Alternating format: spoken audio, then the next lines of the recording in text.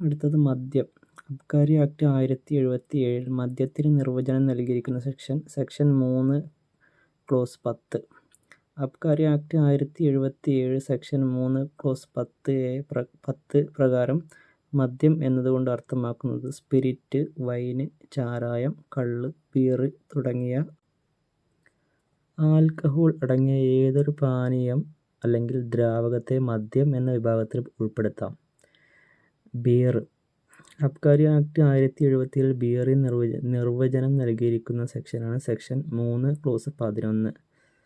അബ്കാരി act 1077 section 3 clause 11 പ്രകാരം ബിയറായി കണക്കാക്കുന്നത് എയിൽ, സ്റ്റൗട്ട്, പോർട്ടർ എന്നിവയും മാൾട്ടിനെ ഫെർമെൻറ്റേഷന് വിധേയമാക്കി നിർമ്മിക്കുന്ന പാനീയങ്ങൾ. നാടൻ മദ്യം, കൺട്രി ലിക്കർ. അബ്കാരി ആക്ട് 1077 നാടൻ മദ്യത്തിന് നിർവചനം നൽകിയിരിക്കുന്നത് section 3 clause 12 Abkari act 1077 section 3 clause 12 പ്രകാരം നാടൻ മദ്യം എന്നാൽ കള്ള്, ചാരായം തുടങ്ങിയ തരം മദ്യങ്ങളെ നാടൻ മദ്യം എന്ന് പറയും. വിദേശ മദ്യം, ഫോറിൻ ലിക്വർ. അബ്കാരി ആക്ട് 1077 വിദേശ മദ്യത്തിന് നിർവചനം നൽകിയിരിക്കുന്ന സെക്ഷനാണ് section 3 clause 13.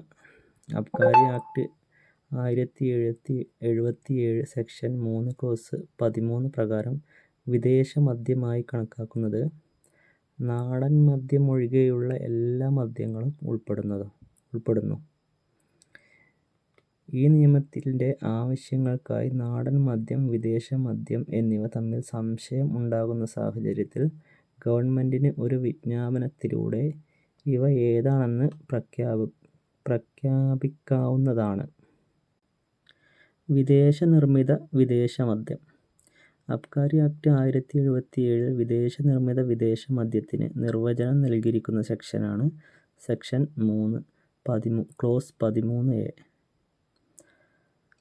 Abkari act 1077 section 3 clause 13A പ്രകാരം വിദേശ നിർമ്മിത വിദേശ മദ്യം ആയി കണക്കാക്കുന്നത് വിദേശത്ത് നിർമ്മിച്ചതോ മിശ്രിതമാക്കിയതോ വാറ്റിയതോ കുപ്പിയിലാക്കിയതോ ആയ മദ്യത്തെ കടൽ മാർഗ്ഗമോ കരമാർഗ്ഗമോ വായുമാർഗ്ഗമോ ഇന്ത്യയിലേക്ക് ഇറക്കുമതി ചെയ്താൽ അത്തരം മദ്യത്തെ വിദേശ നിർമ്മിത വിദേശ മദ്യം എന്ന വിഭാഗത്തിൽ പെടുന്നു.